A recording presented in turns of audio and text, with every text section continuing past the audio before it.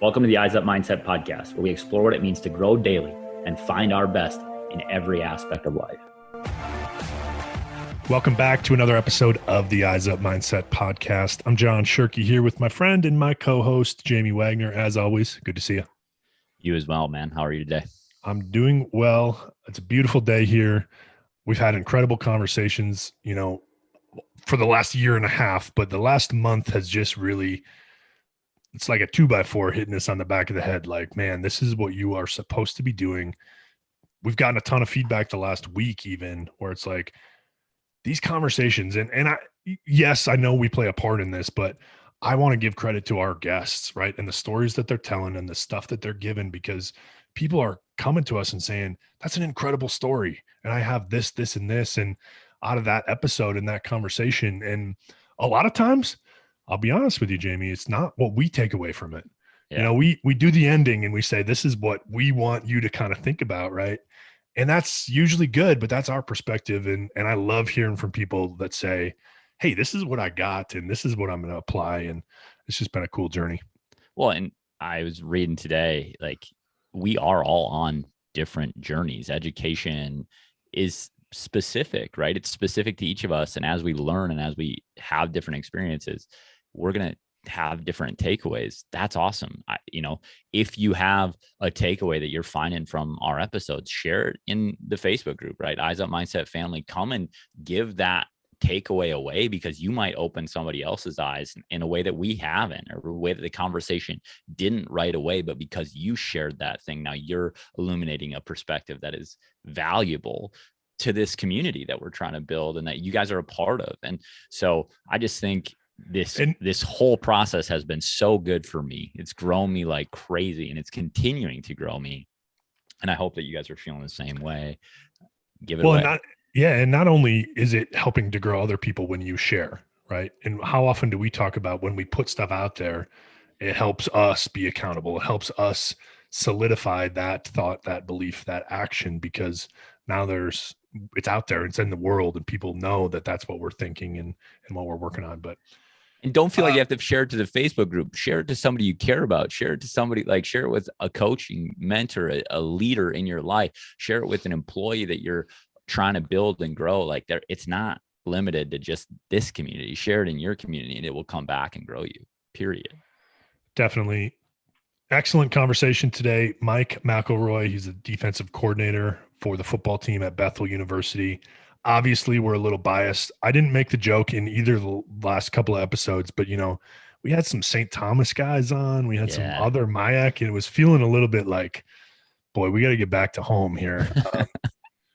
All joking aside, I appreciate all of our guests coming on and sharing their stories. But Coach McElroy, a cool story in terms of, played at Southern Illinois at a high level for Jerry Kill, who went on to coach the Gophers.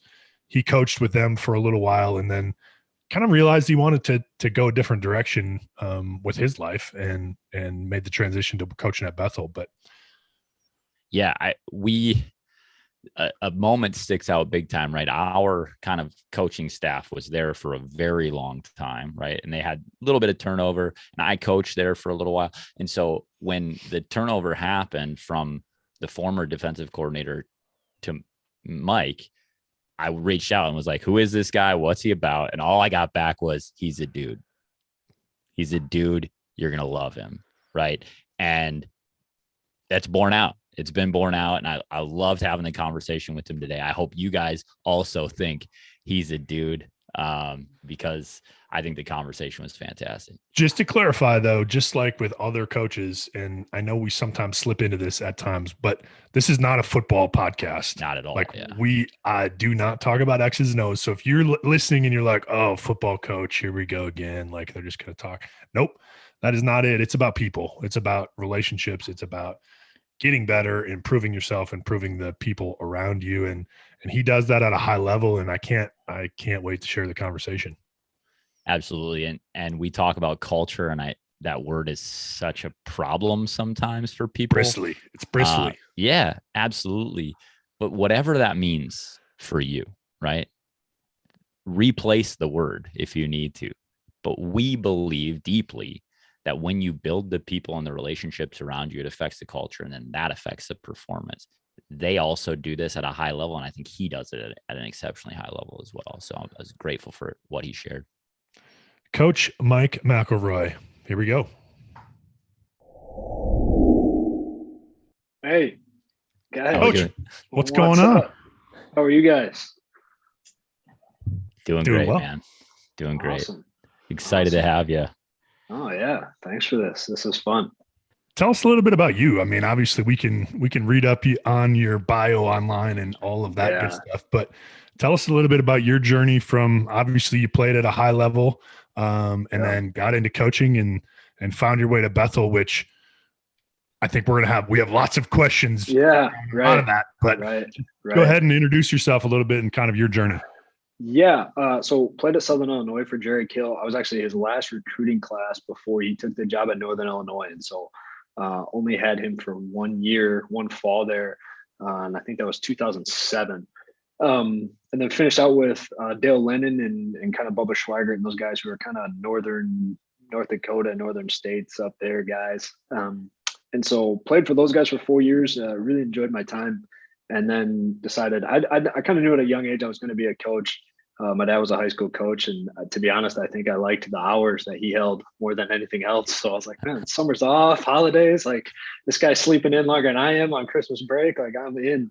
And so I think that's kind of where it started. And so jumped at the opportunity to be a high school teacher and coach right out the bat. And so was able to do that for a couple of years, and then got a call from Coach Kill. Actually, I was driving home from a youth group. I was leading a youth group and got a call, and he said, "Hey, I got a spot open." This was a Wednesday night youth group. He goes, "Hey, I got a spot open. I need to know if you want it." And I was like, "Well, let me think about it." He's like, "All right, I need to know Friday." So I called him Friday morning, said, "I'm in." He goes, "Okay, you need to be here Sunday." So it was a turn and burn, kind of jumped all in with my wife and I and found our way up to Minnesota. And so that's kind of where the college coaching gig kind of got started. So I want to go back. First of all, how are those hours working out for you? Are they still what you anticipated? Coach Jay's pretty loose with it in the summer, so I still got a little time. But yeah, it's been good. It's probably been good. Okay.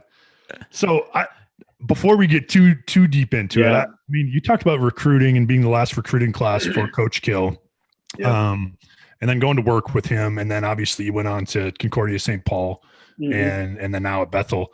How have you seen that recruiting process from the time you were getting recruited and what the process was? You talked about Coach Jay's style, right? Yeah. A little bit. How have you seen that across kind of the places you've been, and what's impacted how you maybe have created your own style in recruiting? Yeah, I think recruiting has gotten a lot messier from when I was in high school. You know, it was like probably some of you guys, like you're sending out VHS tapes to guys and DVDs and hoping somebody pops it in the player. And now it's like I'm watching it on my phone. And so I think that process has gotten unique. I think, to be honest, it's gotten harder just with the Twitter world and all the Instagram stuff of like every guy is. I think so many guys start competing and comparing. I'm super thankful. I think when I was that age of like, you know, oh, this guy got an offer, this guy got an offer. And I think that gets hard and it kind of wears on kids. And so you get kids that just, you know, so for us, I think coming alongside them and really encouraging them, hey, here's how the process works.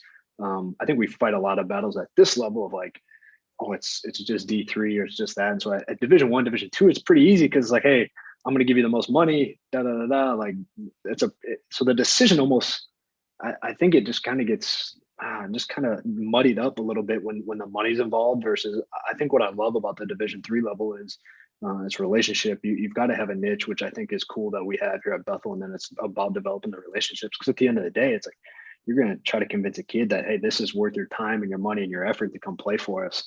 And so I think that's been my sell is what's my experience been at a place like Bethel. And then getting guys to think about recruiting is I think guys get sold all the time on, man, we got this sweet uniform or we got a brand new stadium. And I had a guy tell me in the process when I was getting, he's like, man, that stuff never gave you a hug on a bad day, right? Like you've got 11 weeks of football or 11 weeks of this, you might play in a stadium 5 times.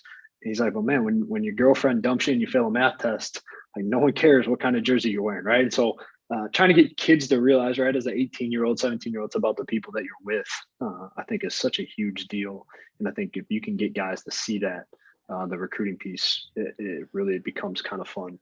Well, and I think sorry, Jamie, you talked about that. I was just reading through your Twitter account and you had that, you're talking about a junior day and you're talking about how you spent all this time with these juniors that were coming in, and not one time was it talked about like, hey, here's the new facilities that we're building. Right. Here's our new uniforms. Here's our new travel budget. Yeah. It's about the people. Right. And that's and awesome. I think for us, it's like, it's hard to stay true to that in the world of Instagram and all the stuff that guys are throwing out there. And it's like, you almost want to keep up. And I think there's a discipline for us, even as a staff, of like, how do we remain true to the stuff that really matters when guys get on campus? Is because we feel the itch to be like, oh, we want to make this. And it's like, no, we're going to get the right guys.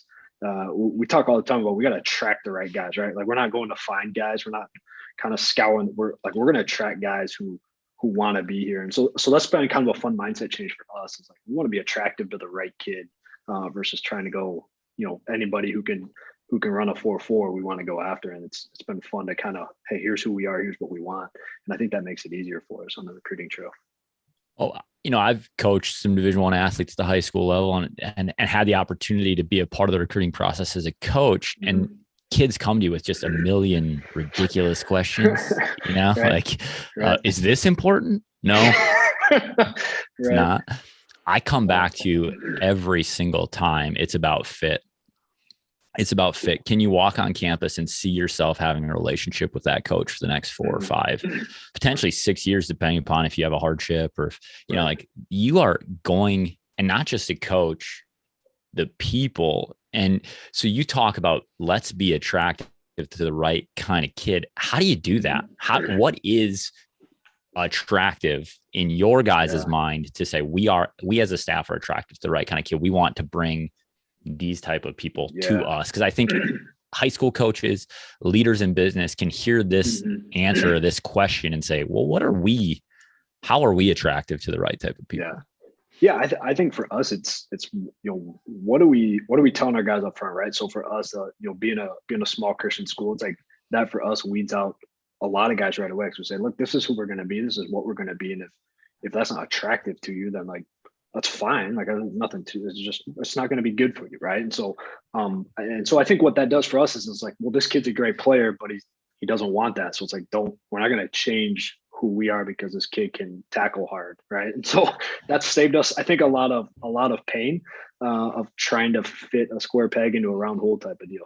And then I think from the attractiveness piece, it's like, we want to be different. And so like the way we recruit is not going to be, and by different, I was like, we want to attract, I think the best way to put it up, I was talking to somebody else about this the other day, is like, I don't want needy kids. And so I think like those guys who are needy and need to be told how pretty they are and that you're the greatest player ever. And you're so fast and you'd be so good for us. Like, and the guy who's like, oh, I need coach, can you send me a graphic? It's like those kids and those type of employees, those types of like, they're going to need more when they get here. Right. And so it's going to be just as much work. It's going to be more work once a kid gets on campus. And so like we tell guys all the time, like, man, if you're needy, like that's fine, but like we're not going to serve that. And so we want guys that come in here and want to just be a part and jump in. And I think needy guys are kind of what gets you in trouble, right? Like need to be, and I think there's like a difference of like, man, we're going to validate you and we're going to love you up. We're going to coach you. It's not like, hey, it's just stonewalling you when you get here. But if you're needy in the process of, and can't do the stuff we're asking you to do, and it's like, hey man, like it's going to be worse when you get here. I love this because like I just hear, I know Coach Jay pretty well, and I just like I'm just like, that is so much an identity piece of my experience there, right? I always felt validated. I always felt like I could walk into the weight room and say, I'm struggling with this, and then the coach be like, okay, cool, tough, see you tomorrow. I love you, I care about you, but you better get your butt in here because it's a discipline thing. And and so I don't know, this word culture is so nebulous, right? I mean, it's so like, how do we define it? What do we do? You came from some places where the culture might have been pretty different, right? I'm guessing it was very different. You walk into a place where coach has been there for 30 years, and it's really well established. How do you then bring what your identity is to the table, honoring the thing that's been here? What is that like to walk into a place with such a strong established culture and then for you to know I have good stuff to bring. Right. Yeah, I think that's a challenge. And I think, you kind of being the outsider right away is hard because you're trying to get a feel, you're trying to have respect. And that's also, I think the thing that's been beneficial is you got an outside set of eyes, right? A fresh set of eyes. And if it's like, if you trust each other and you can hear criticisms or you can hear stuff that maybe doesn't, hey, why do we do this? Well, it's what we've always done. Well, okay.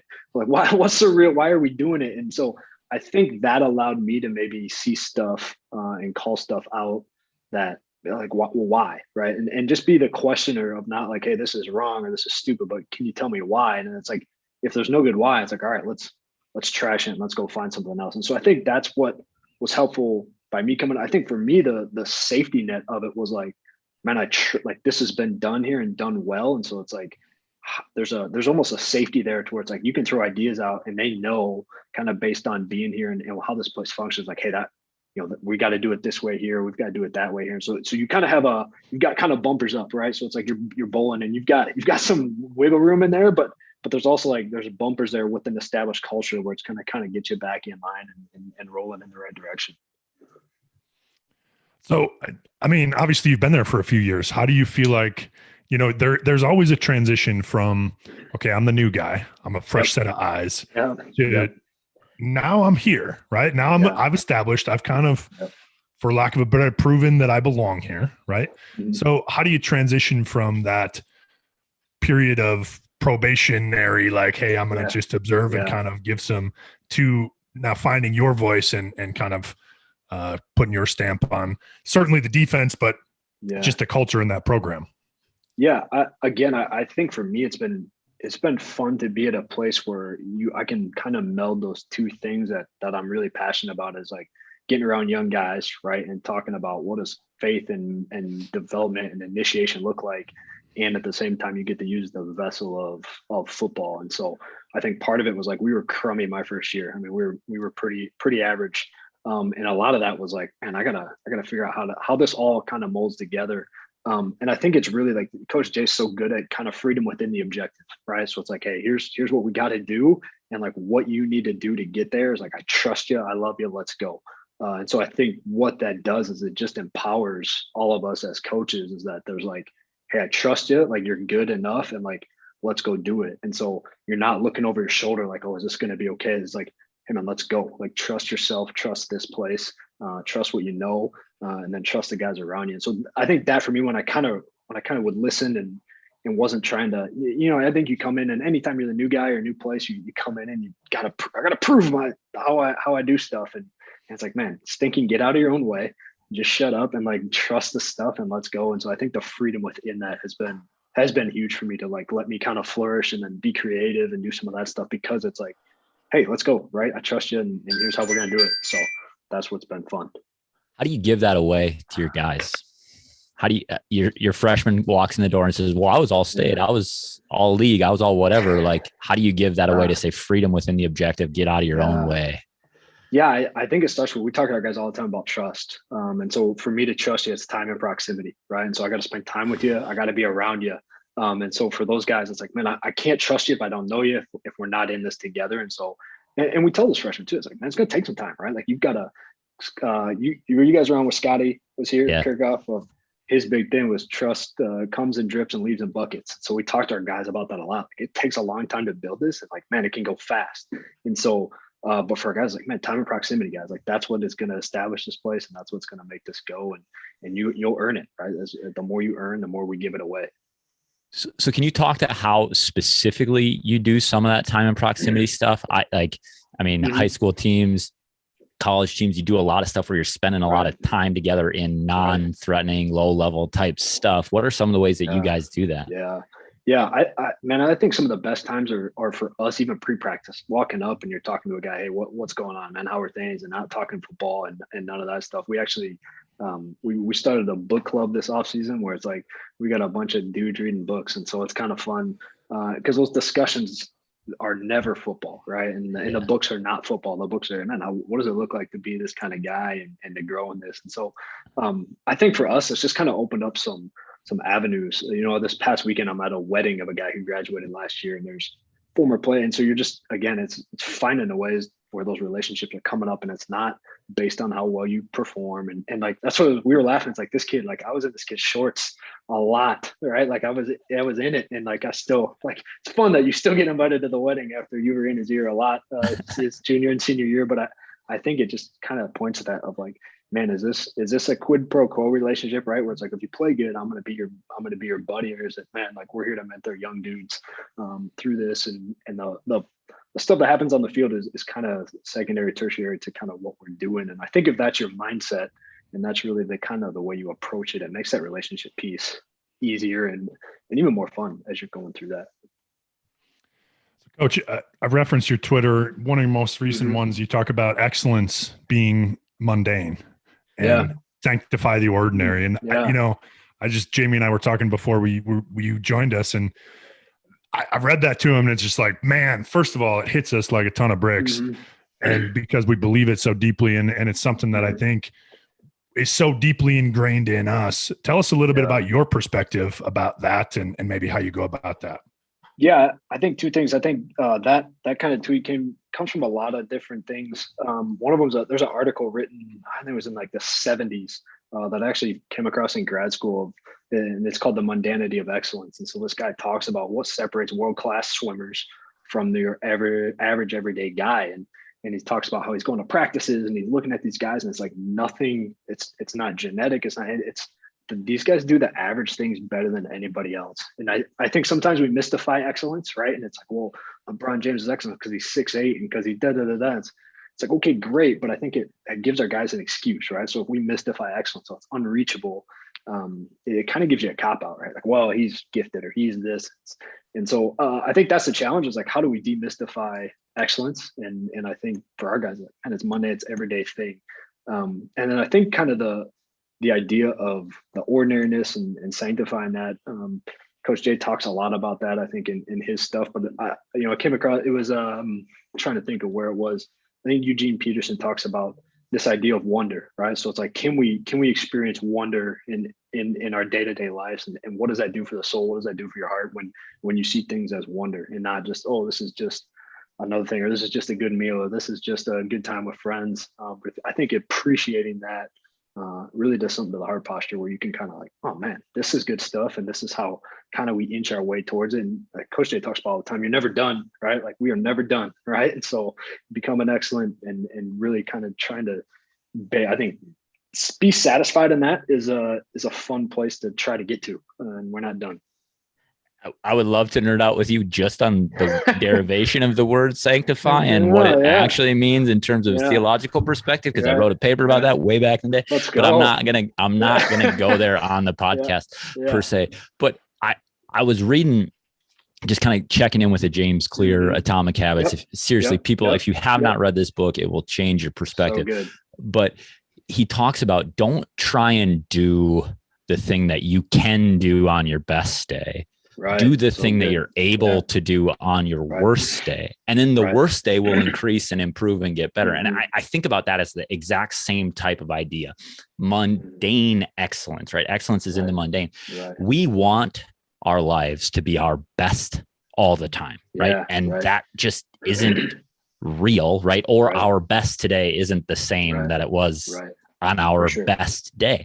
So what can you do when it isn't going well today? Like, that's your baseline. That's your zero bottom line. So when you're working with athletes that are having a challenge, that maybe have even stepped out of bounds on the value system, right? That have done something to damage the program, or had a bad day at practice or whatever.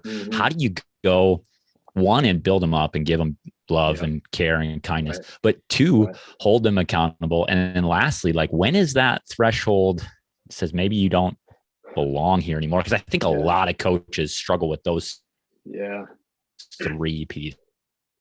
I just would love to hear how you approach that. Yeah, I think so. I think like one. Go ahead.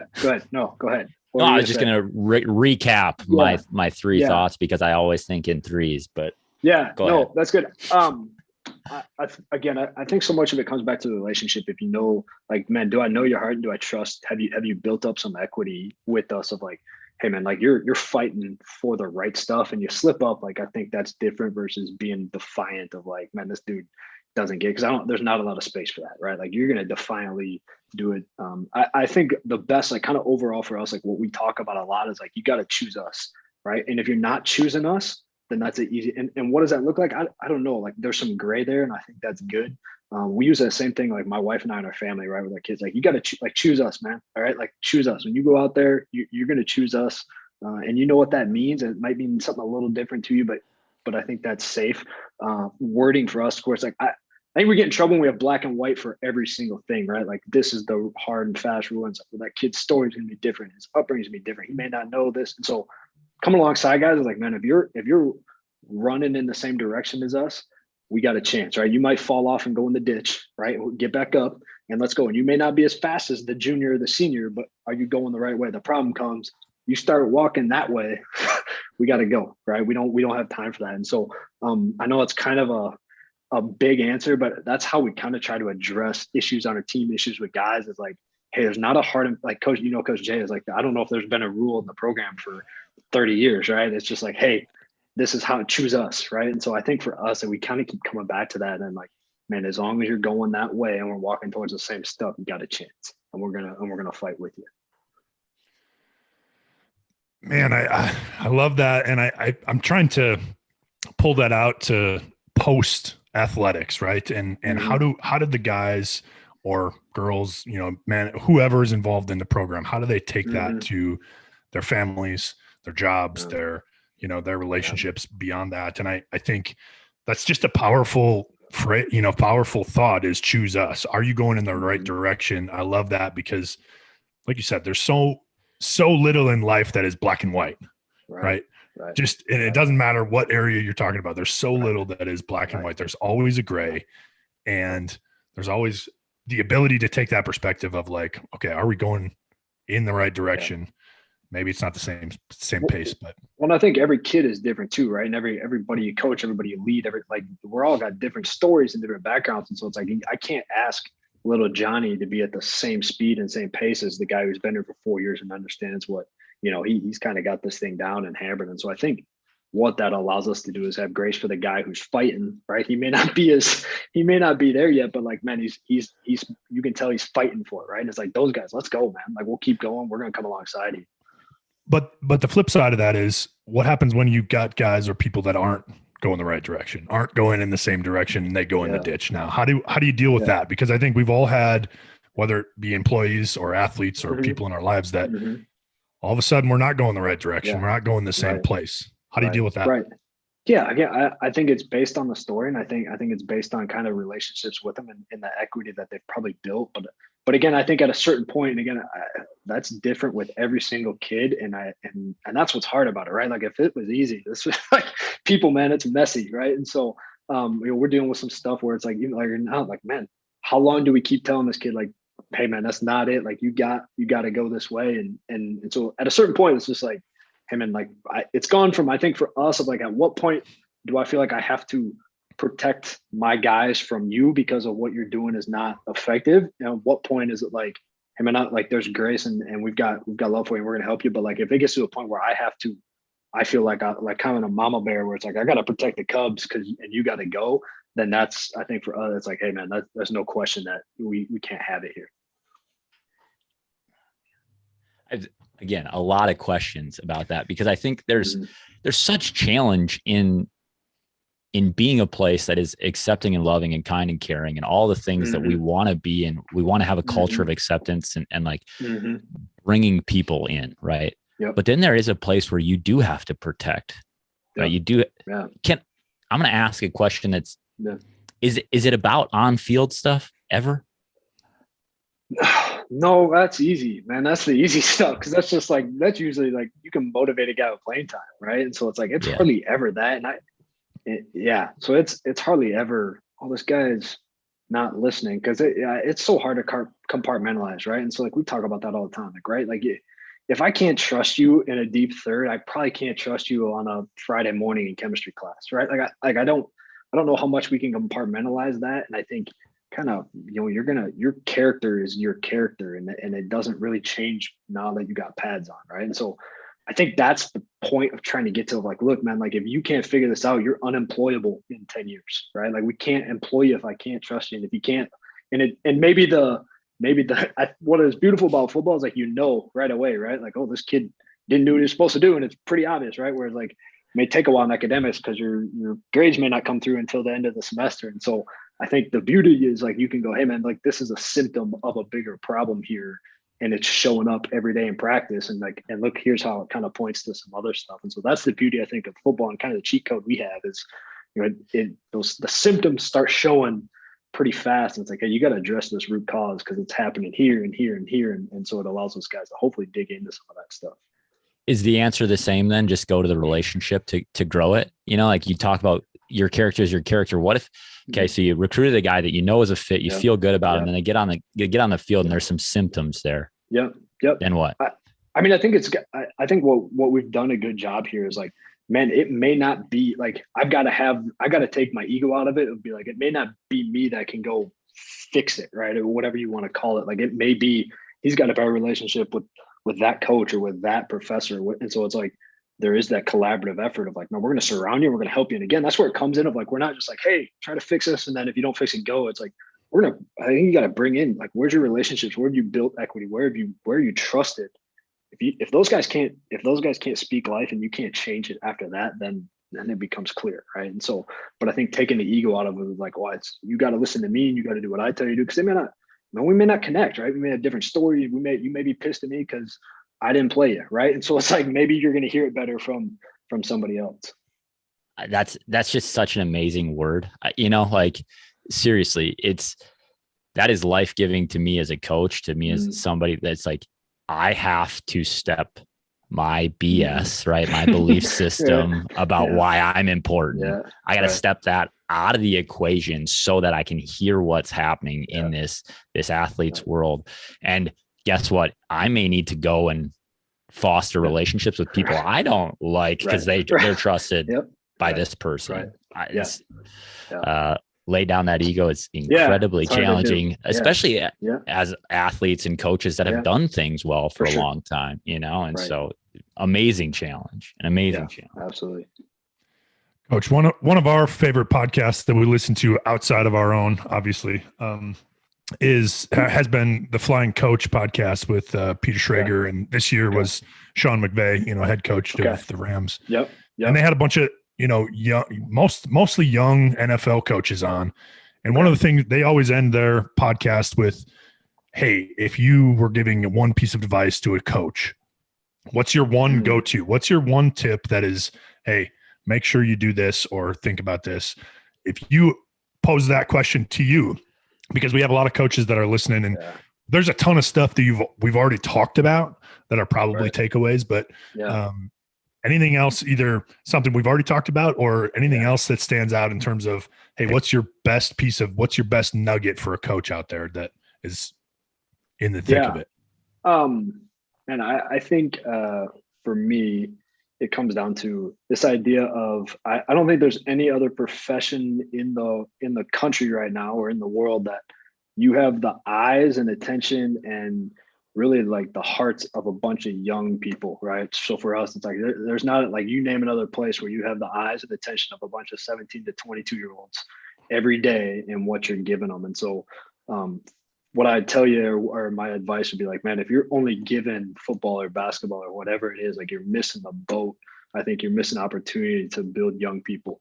And so my challenge would be, man, like, what are you giving outside of football stuff? And I think that for me, that challenges me to like, what am I reading? What am I thinking about? What's the stuff that I can give to these guys?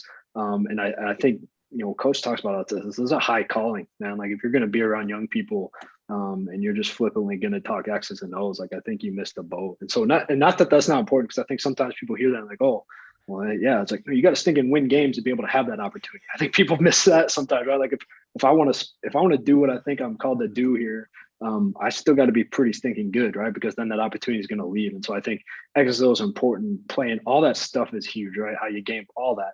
But I think you miss the boat if all you're doing is talking X's and O's. So what are you reading? What are you listening to? What are you giving these guys that can, for me, it's like, what am I giving a bunch of 18-year-old dudes? What did I struggle with when I was at? What am I sharing my story? Am I sharing the stuff that I'm insecure about to let them know, hey man, this is normal and you're going to fight this. And so I think some vulnerability there. And I think just being able to share with guys or whoever you're coaching, I think we missed the boat too many times. I know I did earlier as a young coach. I just wanted to be Tommy Tough Nuts and tell you how, all this stuff. And it's like, man, I think that builds that relationship and that trust when you can share that stuff with those guys. Yeah. My head immediately went to, so how are you growing, right? Like, how do you grow yourself so that you can compound those sort of effects for other people? Yeah. So how are you growing? What are you listening to? What? Yeah. I think, hey, what you're reading, I think that's going to change your life. And so I'm a big reader, kind of nerd out on books and the podcast thing. And been really trying to keep, I've got journal. I got actually 2 open here of like journals going back from like 2016 of like just thoughts and stuff that like, man, that struck me or that hit me. And then it's like, man, it's a simple 3 or 4 minute thing in the beginning of a film session, or, hey, here's a current event that's happening. Here's what I'm wrestling with. Here's how I'm struggling. I think that vulnerability is huge. And I think it's like, I've got a list of, in an Evernote file, like it's just things to share. So I find something that an article, something, I pop it in there, and that's like, man, I can just send this out to my guys off season. I can send this out to recruits.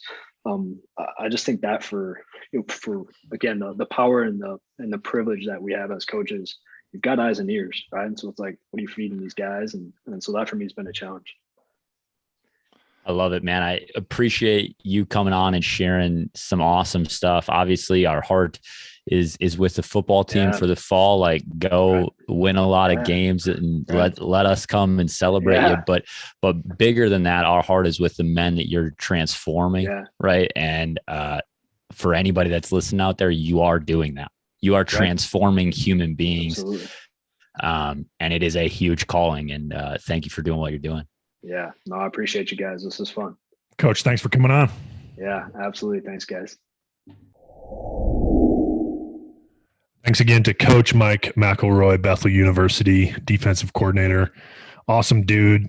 It clearly aligns with us, Jamie. We knew going in it was going to be a great conversation because of the place that is for us and what it's poured into us, and obviously wanted to get his perspective from a little bit different spot where he's coming into that culture. And I thought he did a good job of explaining that and how you can integrate into something, whereas oftentimes we talk about building something from the ground up.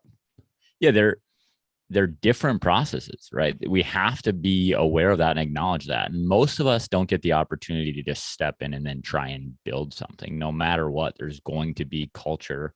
There's going to be things there that exists prior to our being there that we're going to have to fight. We're going to have to promote. In his instance, it's like, I don't want to take away from the things that they've already done necessarily.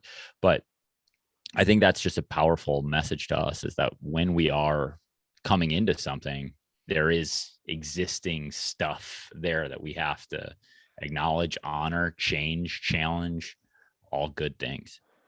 And I think he talked about the process of being a fresh set of eyes, and then also being willing to ask the why, right? Why do we do it? And not accepting just that's because we've always done it that way. I was just talking to somebody yesterday, starting a new job in a couple weeks. And it's like, how do I do that the most effectively? It's, well, be a fresh set of eyes, be curious, and ask why, and try to help people figure that out. Well, and don't feel like because you're the new voice, you have to do that, number one. But understand that you have an opportunity to do that and to come with that, like you said, curiosity to challenge. If it's not working, why are we doing this? And if it does work, why does it work? Learn, be a learner at all times too. And I think, he talks about all the stuff he's reading too. Like, that's part of the learning process, is bring something fresh to the conversation also. Well, and part of our process we talk about all the time is the feedback, right? And that's figuring out why it's working. Mm-hmm. And I talk with clients all the time about, if we can figure out why something is better, why something is improving, then we have a chance to replicate it. We have a chance to keep the momentum going. If it's just happening and you're not paying attention, it's not living with intention, right? Then it just happens. And don't feel like you have to be new to have a fresh set of eyes. Approach something with some curiosity and some different, and then write it down.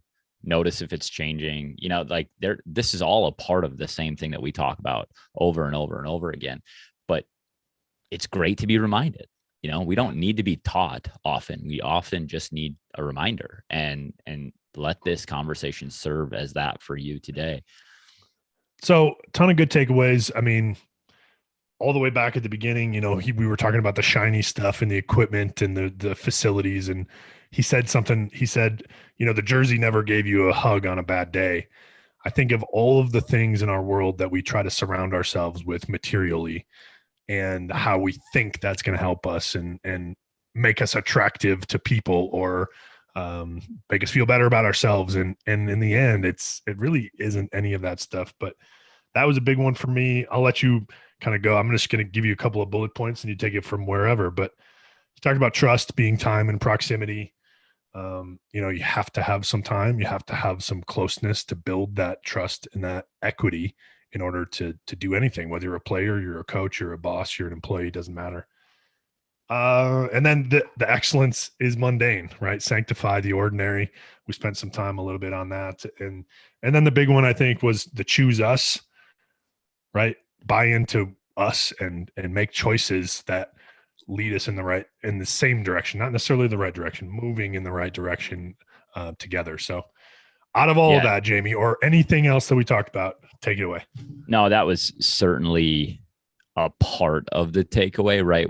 And probably my biggest takeaway is that great cultures are attractive in a way that allows the people in the culture to choose them regularly and consistently. Yes, we want people to choose us, right? We want them to make the choice, to opt in. I say that to coaches all the time. You got to get your players to opt in, right? They don't just do the thing you say because you are the coach and you said it, right? You have to get them to buy it and then to choose you. But how do you do that?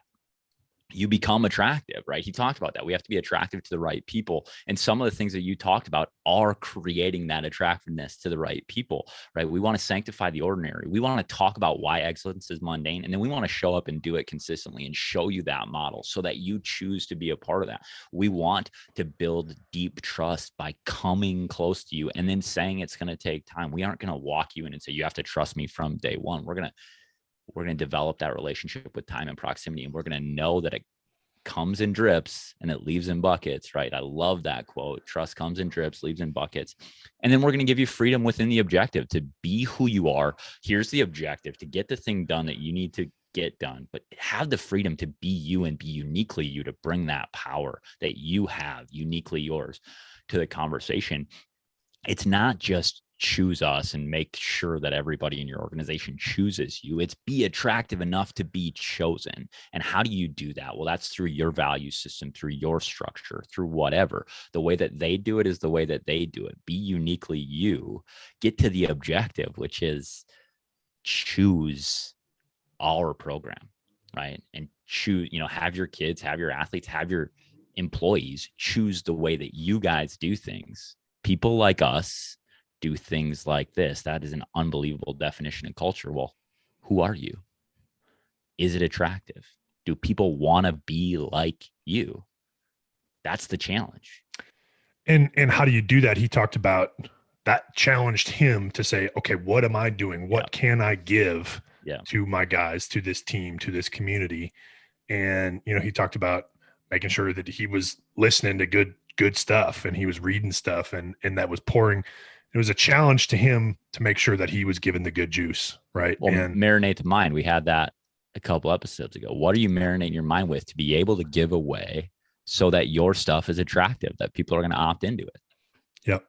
So hopefully this was that for you today as a listener, that you got some stuff. This is the good juice that you can then go and give to the community around you. We appreciate you joining us as always. And Jamie, I appreciate you. Appreciate the listeners. And as always, live eyes up.